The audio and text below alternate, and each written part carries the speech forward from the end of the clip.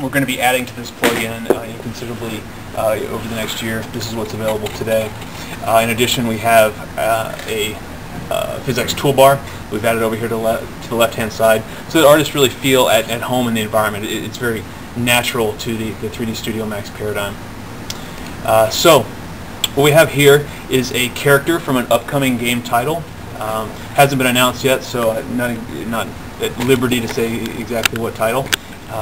But we've had our artists actually come in and add clothing to this character. I can come back and play kind of the basic motion capture for this particular game character. You can see how the jacket is very rigid, not very lifelike. So I can go back, and I'm going to actually play this back with PhysX clothing, and you can see the jacket is much more lifelike, much more realistic. It's going to create a much more compelling game experience. And you can see it's all happening right here within 3D Studio Max. The artist is doing this without any involvement from the programmer at all. They can go in and tweak values, really change things to be exactly how they want them to be. So what I'm going to do quickly is show you what the artist goes through to actually create content like this. So loading up the exact same character without Apex clothing on it. I'm going to play back here. You can see again a very static character in terms of clothing. So the first thing I'm going to do is turn this jacket into clothing. Select it, and I'm just going to go to PhysX, Apex Clothing, Create Clothing. You can see what we see here now is the physical mesh represented. So we have the graphical mesh that was created by the artist and the physical mesh that has been created by Apex Clothing. I can go and play my simulation, and you can see it's suddenly turned into a very dynamic clothing, but it's not staying where we want it to stay. Mainly this is because the artist didn't actually create a model back here where he didn't expect people to see it, really optimizing the game character for the game. So we have some tricks we have that allow us to take care of this type of situation. So what I'm going to do, I'm going to actually turn off the pants here because this makes it easier to create this jacket. And then I'm going to go in here and turn off this physical mesh wire just because it kind of gets in the way of painting. So the first thing I'm going to do is set the max distance that each clothing particle is allowed to move. I'm going to turn on this visualizer.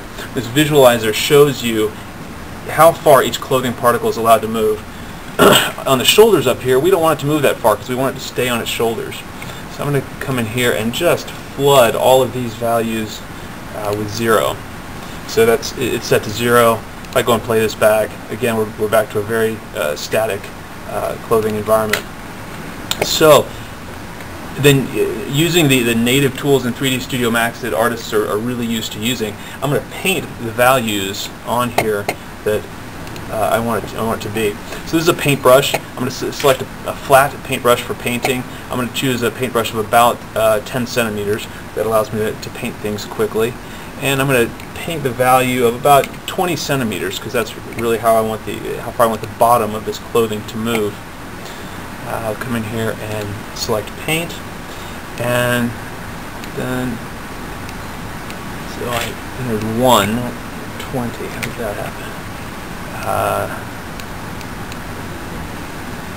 And that's still not taking effect.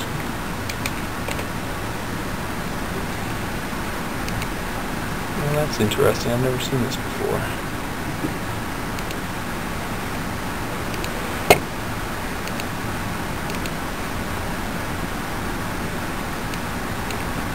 Try 20 again. Maybe it wants me to have a larger range here, so let's try that. There we go. Alright, so now I'm going to go in here and paint once again. Value of about 20 centimeters. And you can see how easy it is for the artist to really just come and paint the values he wants to really make this clothing dynamic. We'll move up here a little bit.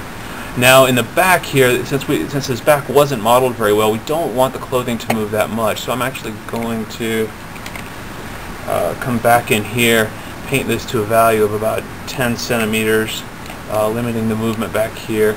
And then to get really lifelike clothing, I'm actually going to smooth these values out a little bit. So we have this tool here where I can just come and smooth the various max distance properties that are here. You can even do things like his cuffs. Yeah, you totally could. I'm not sure exactly what that would do on this model, but yeah, we could paint anywhere to have it move any amount we want. So that's fairly realistic. We'll go here and bring the pants back, and then play this real quickly. You can see we have a fairly nice clothing simulation, but again, it's falling through his pants right here, and we really don't want that to happen. So the next step is we have something that we call the backstop, and this is also known as animation collision. So what this is, it tells the clothing simulator not to allow the clothing particles to move past the animated bits of the clothing. So I can just select, oh, I'm still painting, I can just select here, I'm going to switch to my backstop, and I'm just going to go ahead and flood this with 0. I'm going to smooth it with 0. Let's try it again. Flood it with 0. So that's going to tell essentially the various clothing particles not to move through the pants as we were seeing them before. So we fixed that problem fairly quickly. You can see, if you look closely, the jacket is kind of penetrating his pants right there. And we really don't want the clothing to penetrate other parts of the model. So what we can do quickly, again, this character has been rigged with bones and joints, to allow the character animation.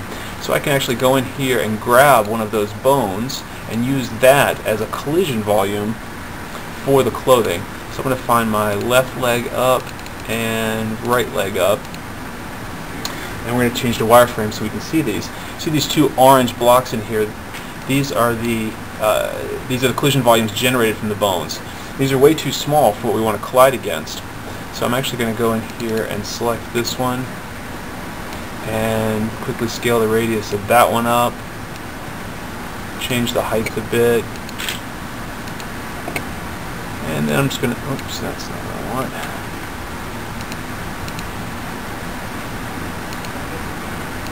There we go, and then I'm just going to move this back a little bit up here so it's closer to that jacket. And we'll do the same thing for the left leg here. Bring up the radius, scaling the height. Now we have other ways of setting up collision volumes. We can create custom collision volumes. We can generate it different ways. But now you see when I go back here and select this, you can see it's showing the various collision volumes that the jacket will be collided against. And now when I play back the clothing simulation, the jacket should stay out of the pants because we've told it not to penetrate through that part. So I didn't quite get it perfect. There's a little penetration going on there, but you get the basic idea. This clothing is a little stretchy right now, a little bouncy. There's various properties we can set on the property, various properties we can set on the clothing to avoid that, to really tune the clothing. It ships with some preset clothing types. You can create your own, changing the density, the stretchiness of the clothing, various and sundry properties that really allow you to simulate most types of clothing. So that's the basic demo. Just wanted to give you guys an idea of what type of investment NVIDIA is making into these tools, and how we're really looking to empower the artist in a way that was never before possible. So any